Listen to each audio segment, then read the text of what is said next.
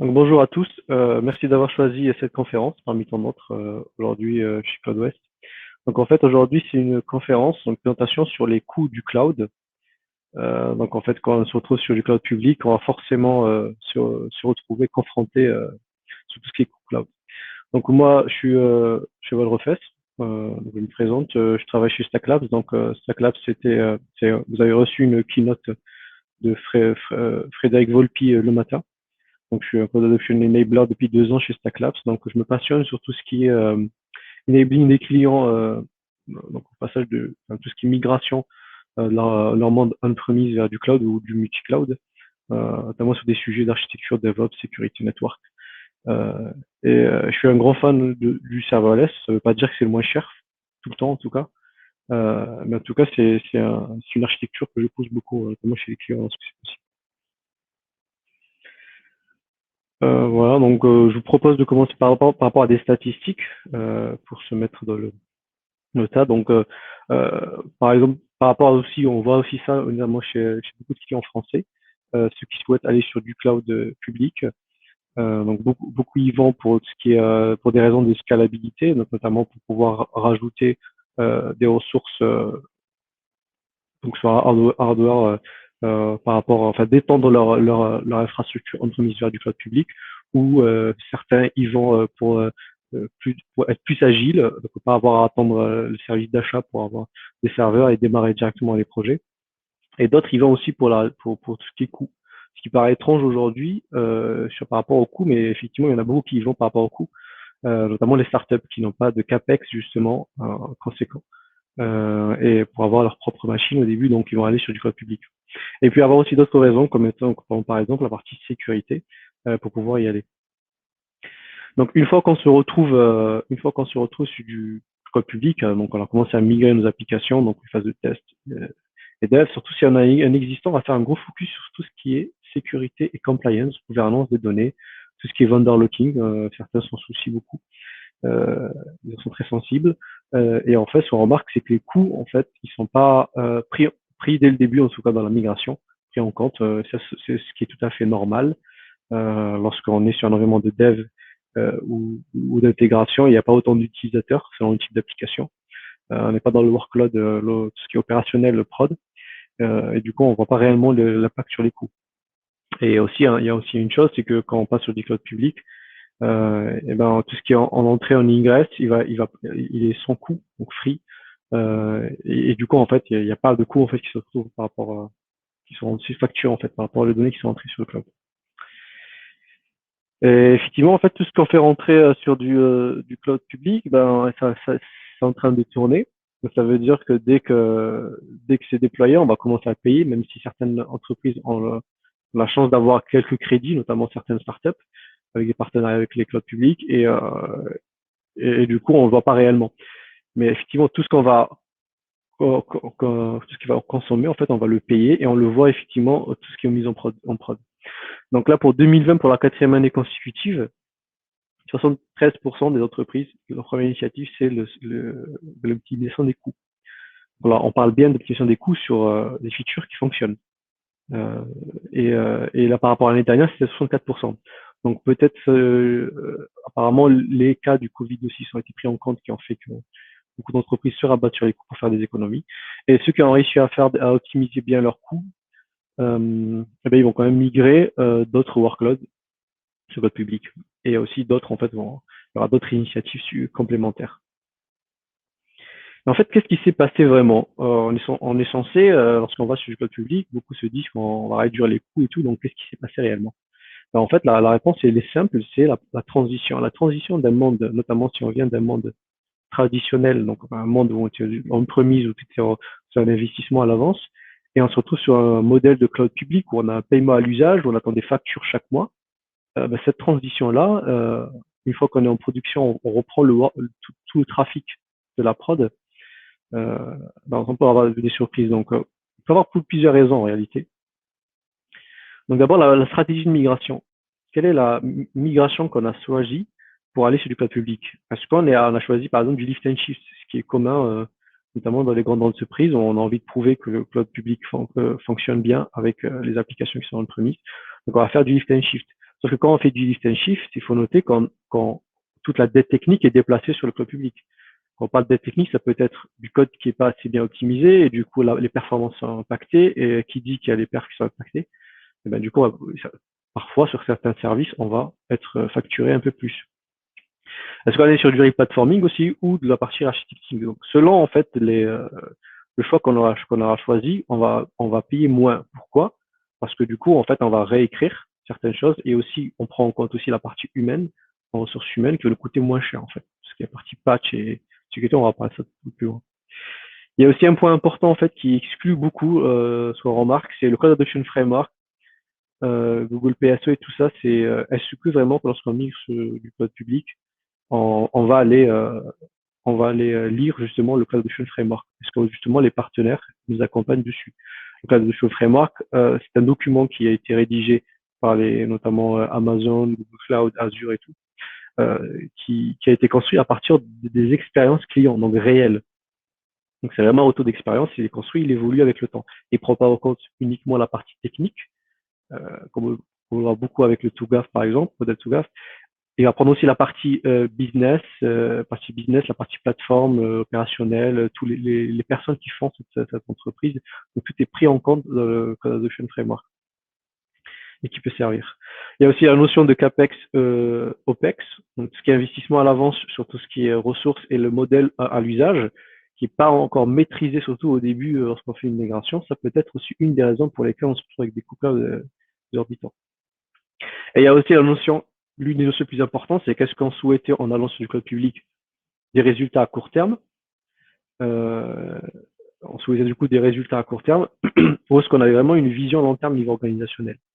À ce moment-là, si on veut aller vraiment à court terme, donc on va essayer de répondre à un besoin client. Par exemple, un client nous demande notre disponibilité ou une application soit disponible à tel endroit dans la planète. Donc, on va choisir du cloud public. Et une fois que c'est fait, on va se dire, tiens, ça nous a pas peut-être pas coûté trop cher, mais du coup, on va migrer le reste des workloads. À ce moment-là, peut-être des surprises. Ou est-ce qu'il y a vraiment, en fait, une vision à long terme?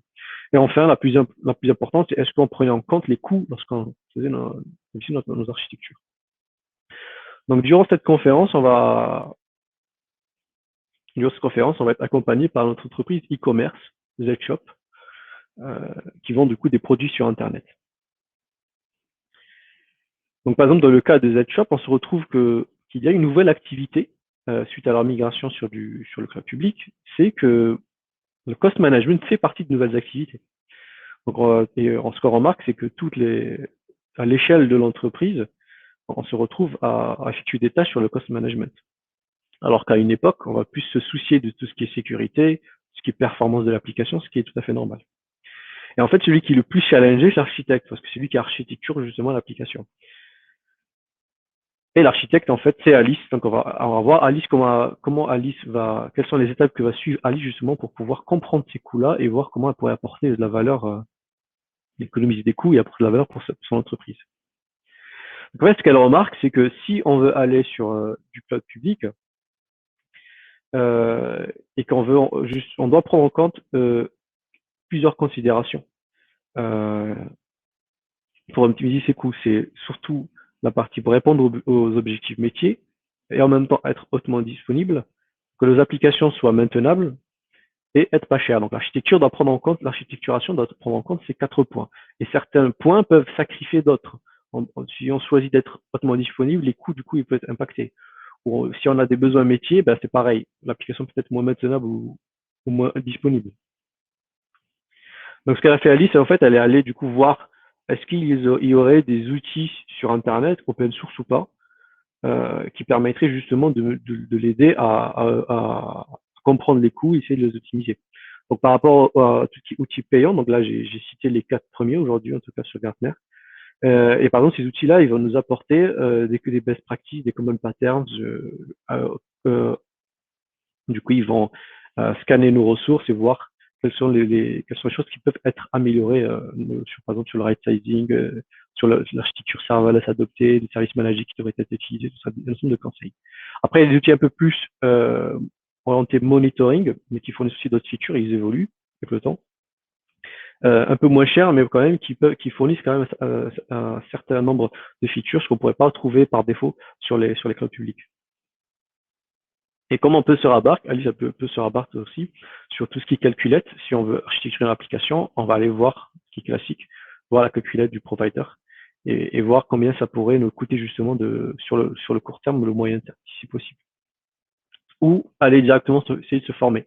Il y a des cours sur Internet. Il n'y en a pas beaucoup de cours sur le COS. Par exemple, il y a un seul COS sur la plateforme Cloud Guru, qui est une plateforme de certification en cloud public, leader, qui a racheté Linux Academy, et du coup qui fournit justement des services sur les coûts, enfin des cours sur les coûts qui sont très intéressants, notamment si on veut optimiser les coûts.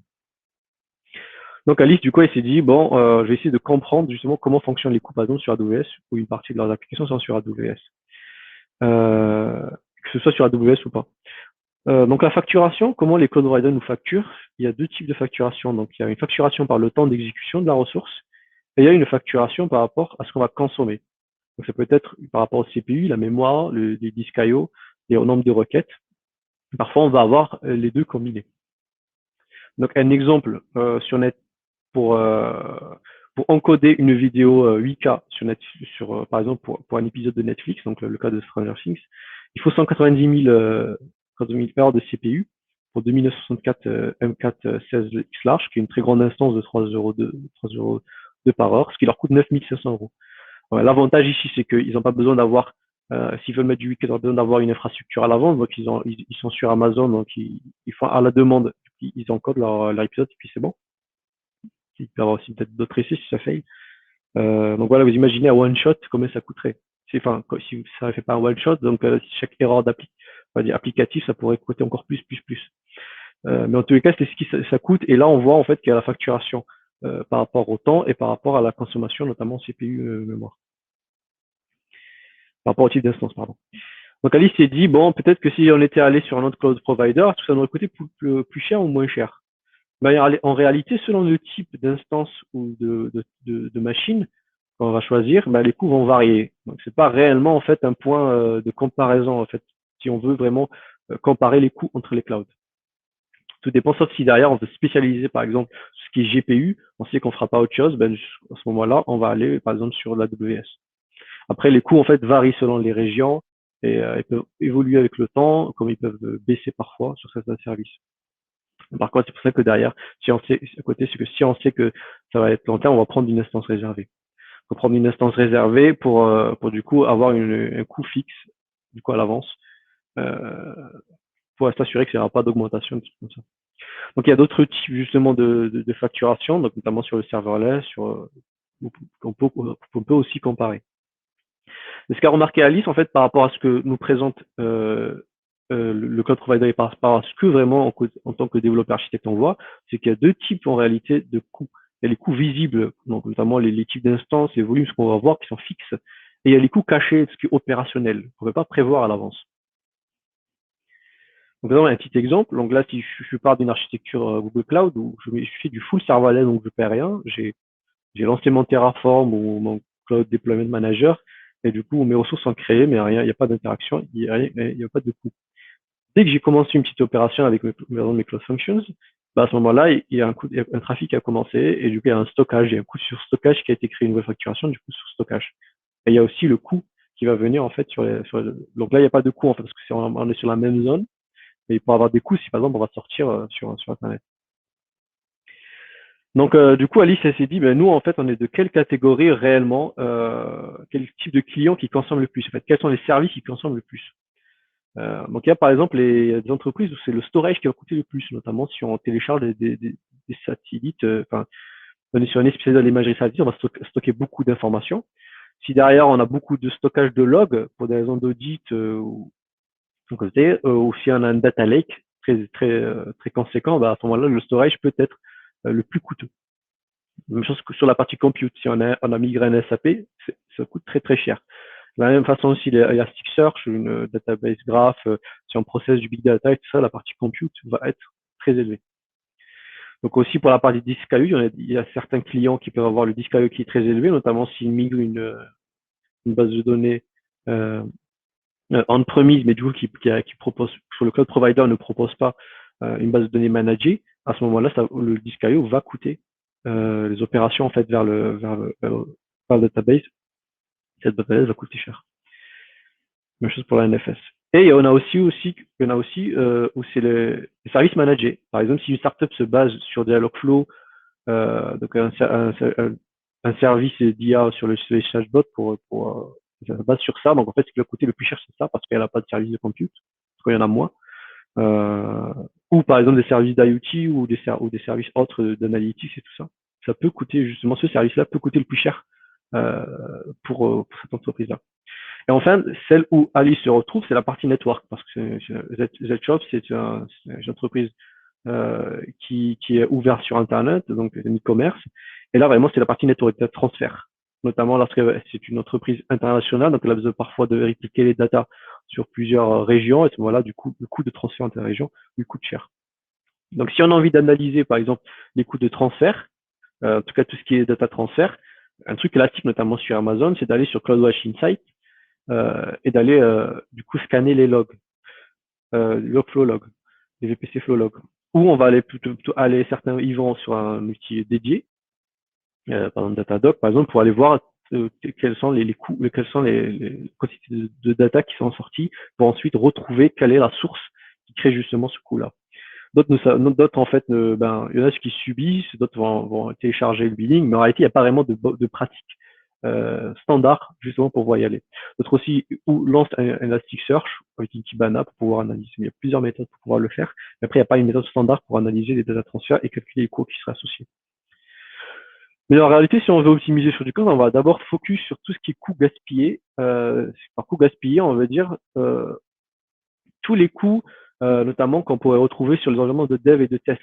Donc, par exemple, si on a mis en place un mécanisme de CI/CD où dès qu'on push, par exemple, sur une branche, ça va nous créer automatiquement, ça va automatiquement lancer une stack qui va approvisionner tout ça. Mais une fois que la tâche est terminée, est-ce qu'à la fin, on va vraiment cleaner la stack? Est-ce que le développeur va s'assurer que la stack est bien supprimée à la fin, qu'il n'y ait pas eu un fait et tout ça? Donc, toutes les ressources justement par rapport à qui sont pas gaspillées, est-ce que justement on a pris en compte certains autres cas d'optimisation qu'on va voir plus loin. Donc Alice en fait s'est rendu compte avec tout ce que notamment parce qu'elle s'est retrouvée avec plein de ressources inutiles justement qu'on pouvait retirer, supprimer. Elle a compris en fait qu'il fallait justement adopter une culture au sein de l'entreprise qui est un awareness complet, simplement, complètement. Donc notamment bien sûr au niveau de l'équipe enfin, l'équipe de dev et tout ce qui est équipe d'architecture, d'architecte, il a besoin justement de s'acculturer et de comprendre les coûts, comment ils fonctionnent, et bien optimiser autour des coûts, de prendre en compte les coûts, que ce soit un réflexe lorsqu'on va architecturer. L'équipe de finance, comme elle a l'habitude de le faire lorsqu'elle achète des serveurs, par exemple chez des fournisseurs, elle doit aussi comprendre notamment aussi tous les coûts, elle doit être formée, se former justement à tout ce qui est FinOps sur la partie cloud public. Et comprendre derrière les billings, essayer de chercher pourquoi ça marche pas, faire appel à des partenaires qui savent qui savent l'utiliser. Et si derrière il y a un logiciel qui permet de le faire qui a été où il y a eu un abonnement par l'entreprise, l'utiliser, c'est de se former dessus. De la même façon, c'est la partie opérationnelle. En fait, lorsque tout dépend, est-ce qu'on aura choisi d'avoir un compte ou un projet dédié au DevOps où les équipes viendront se plugger dessus, ou est-ce qu'on du coup on a eu pour chaque projet, on lui a déployé des outils DevOps. À ce moment-là, il faut aussi compter par rapport à ça. On leur crée aussi des coûts supplémentaires qu'ils vont devoir payer. Il faut prendre en compte aussi ce cas de figure-là lorsqu'on déploie des applications, des outils DevOps. Donc la partie business aussi, elle doit pouvoir calculer justement le gain justement de tout ce qui est coût cloud ou la perte par rapport à la ROI. Et parce qu'aujourd'hui, les business ont beaucoup focusé sur la business value, ce qui se passe aujourd'hui, et il ne prend pas en compte le coût. Par exemple, s'il y a une US sur les coûts, bah ok, pour l'instant ma feature elle fonctionne, donc je ne sais pas pourquoi je devrais optimiser les coûts. En tout cas, c'est pas moi qui vais payer. Donc ça peut être peut avoir ce type de culture, c'est normal parce qu'ils reprennent en fait une culture traditionnelle et ils la voient pas, ils n'ont pas été formés pour ça. Il n'y a pas eu d'awareness concernant cela. Alors qu'en réalité, en fait, la cost value doit être en face de la business value. Peut-être qu'une feature qui est pas prioritaire, si elle coûte cher, du coup, la descoper ou la laisser pour plus tard. Et il y a bien sûr la partie exécutive qui doit prendre en compte justement la partie exécutive justement qui doit prendre en compte tous les retours d'investissement par rapport sur le cloud public et pouvoir justement s'organiser au niveau des investissements et tout ce qui est acquisition. Donc par exemple pour optimiser les coûts, aujourd'hui par exemple le cost optimization c'est un pilier chez AWS pour le Architect Framework, c'est devenu un pilier.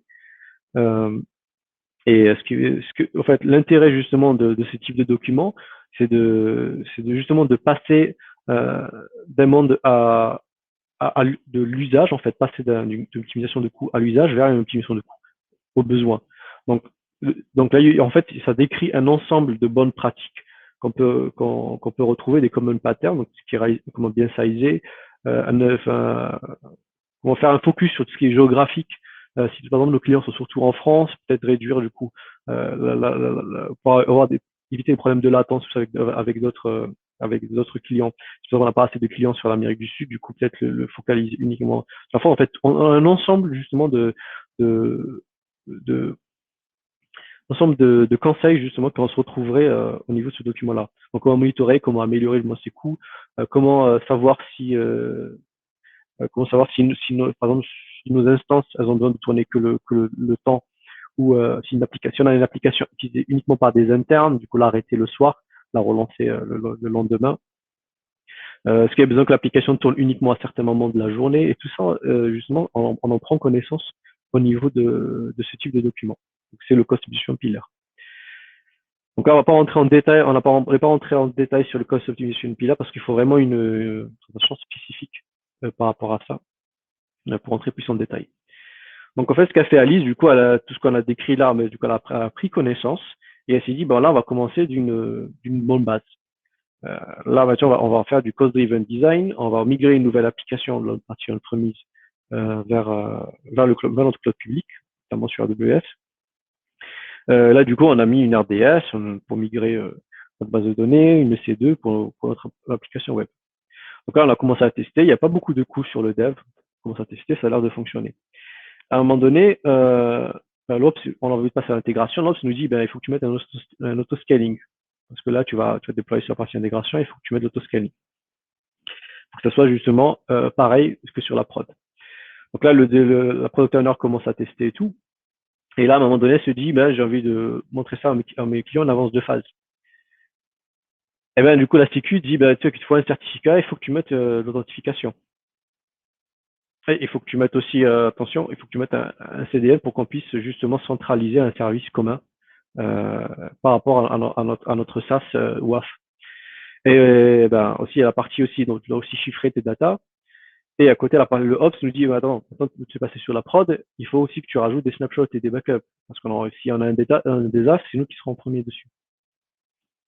Donc Alice s'est dit, ok, si j'étais parti sur un format serverless, est-ce que j'aurais eu la même chose? Oui. En fait, la réalité, bon, on en parle un peu plus loin, mais là, c'est la même chose. Donc, c'est une application web sur laquelle on va interroger. C'est de l'internet facing. On va aussi être exposé sur Internet et il y a quand même ces contraintes de sécurité et aussi de la même façon aussi tout ce qui est Ops. Et ce qu'on appelle en fait le mythe de la réalité. Donc, en réalité, le mythe, c'est de dire, ouais, on se retrouve quand on veut, combien chiffrer quand même va nous coûter notre application. Si on va sur du cloud public, on va aller plus voir l'application métier, combien elle va nous coûter. Bien sûr, c'est celui qui crée le coût en réalité, c'est la partie métier, mais il y a quand même une réalité, c'est qu'il y a des services nécessaires qu'on a besoin autour pour que justement cette application métier puisse être en prod, en prod dans les meilleures des conditions. Il y a aussi une autre réalité, c'est que les cloud providers fournissent un ensemble de services managés pour nous éviter justement certaines étapes, certains services par exemple. Notamment si on utilise du Lambda, du Fargate, le KS ou le C2, même si on a des services nécessaires autour, mais quand même il y a une partie tout ce qui est snapshot, tout ce qui est backupping et tout ça, le patching des OS et tout, qui est pris en compte par le provider. Même on retrouve même ça, même ce mécanisme-là avec GCP, et aussi prendre en compte aussi la partie Ops qu'on va avoir pour que les Ops s'occupent uniquement de tout ce qui est opérationnel et qu'ils n'aient pas à s'occuper de ce que peut faire déjà le provider en place. Donc voilà, comme je disais, du coup, il y a les coûts nécessaires pour des raisons de compliance, de sécurité, qu'on va devoir utiliser, on n'a pas le choix à côté. Et la même chose pour tout ce qui est disaster recovery. Donc, il y a une échelle sur l'échelle, on souhaite accepter une perte de données ou un temps en fait de downtime. Mais dans tous les cas, il y aura besoin quand même de réfléchir à un backup plan dans le cas où il y aurait un désastre, une erreur humaine. Il y a les outils DevOps aussi. Euh, les cloud providers ne nous fournissent pas aujourd'hui des outils DevOps aboutis, des services DevOps aboutis. C'est pour ça qu'il y a heureusement qu'il y a des services autour open source ou pas qui permettent justement d'améliorer cela et on en a besoin de les installer et pour justement opérer et monitorer toutes nos applications. Et bien sûr, il y a les coûts du coup non prédictibles. Donc tout ce qui est si par exemple on réplique nos data dans plusieurs régions de façon continue, ben là on va se taper de l'igresse, notamment sur le cas de ZShop avec Alice qui remarque aussi qu'il y a un coût d'igresse conséquent. Il peut y avoir aussi des coûts qu'on ne peut pas prédire. Ça peut être tout ce qui est infinite loop. On l'a vu, hein, tu peux très bien avoir un lendemain où on se trouve avec 2000 euros parce que justement il y a eu une boucle infinie. Et ce qui se passe, c'est que la facturation, elle peut, selon les providers, ça peut aller de 6 heures à 24 heures et on le remarquera que plus tard. Sauf si derrière, on a bien mis des alertes et tout pour pouvoir détecter cela.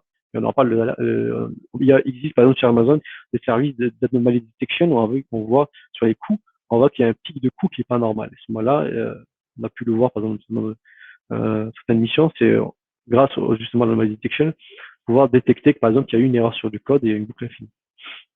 Comme il y a certains qui peuvent oublier des credentials sur GitHub, ça arrive et ça continue d'arriver. Donc il faut être très très vigilant. Donc voilà, donc tout ce qui est requête aussi,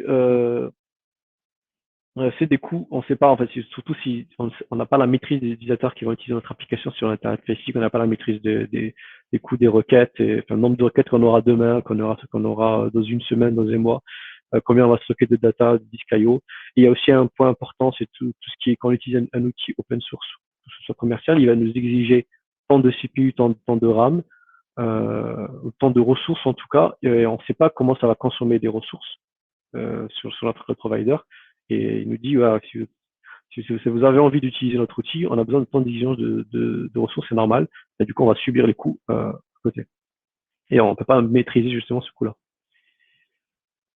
Et bien sûr, il y a les coûts qu'on peut estimer, tout ce qui est coût compute, tout ce qu'on sauvegarde. On sait que si par exemple on a 75 gigas, on sait que si on n'en met pas plus, ben on va payer que 75 gigas de facturation. Il y a aussi les services zéro code, donc tout ce qui est service IA, IoT, tout ça prédéfini, on n'a pas de code à faire dessus.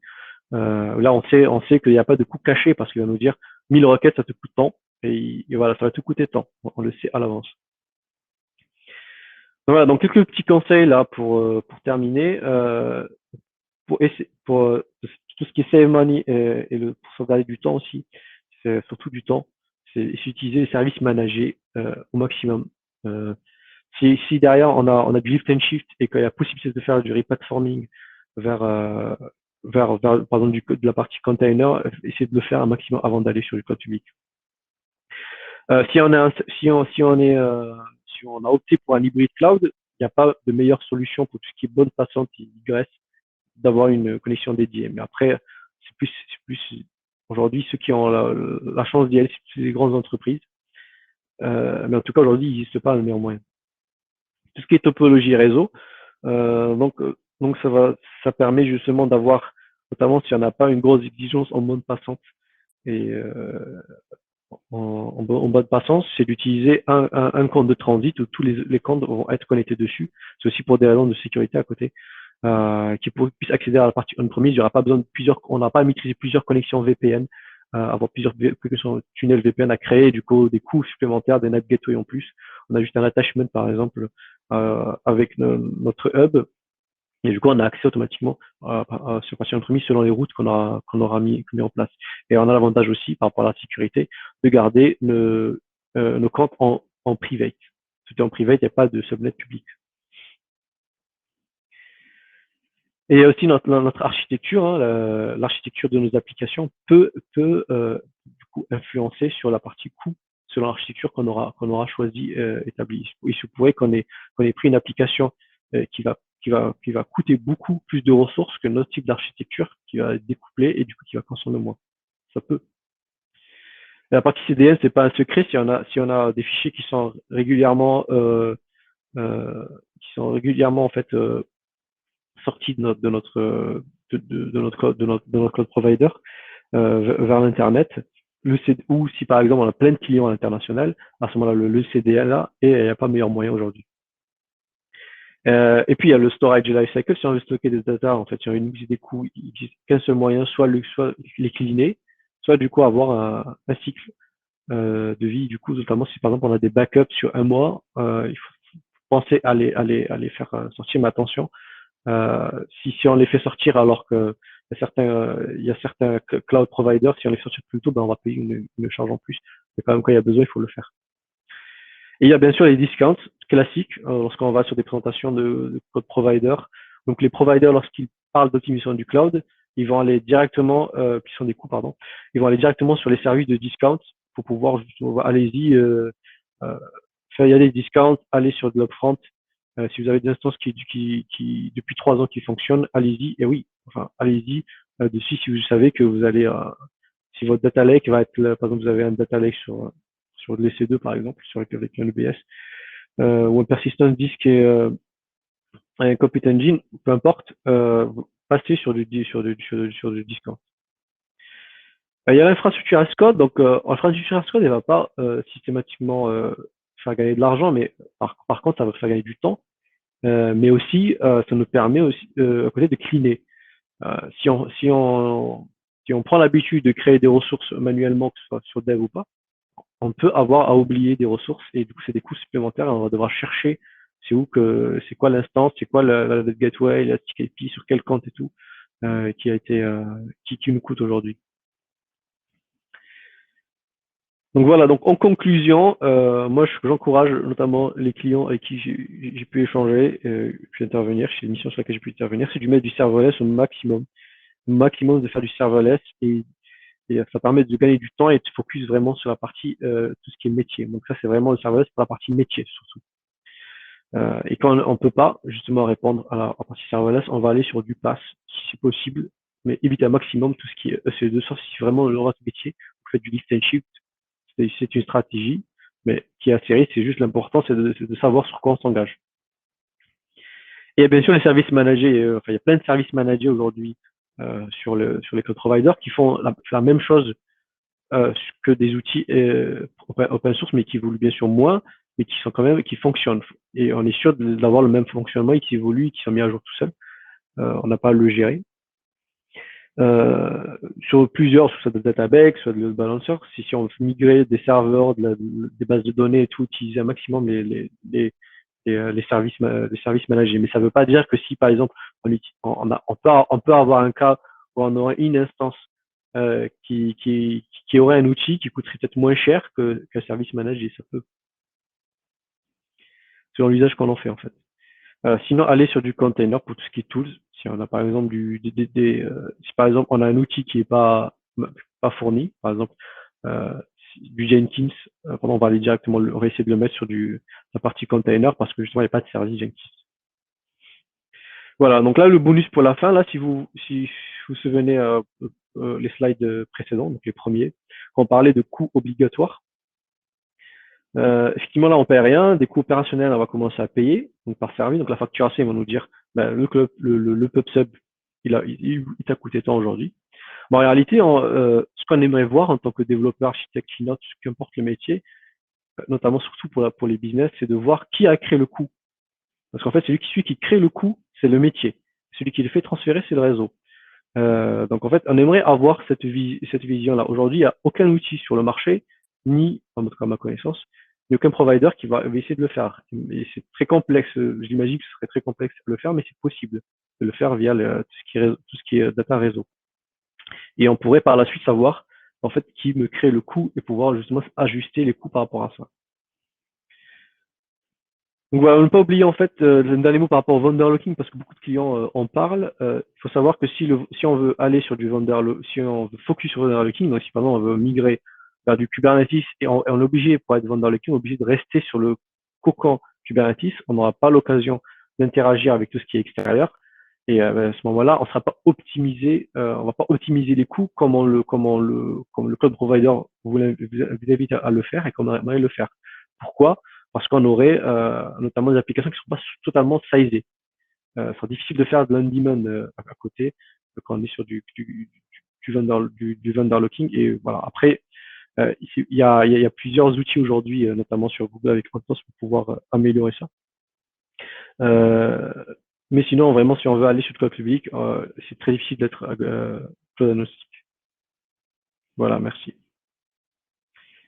Voilà, donc c'était plus par rapport à la culturation. On ne va pas rentrer sur les services des costs sur le provider. Donc c'est plus par rapport à la culturation et essayer de comprendre comment les coûts sont exposés par les cloud providers et comment il faudrait les comprendre et quelques astuces pour pouvoir améliorer ça.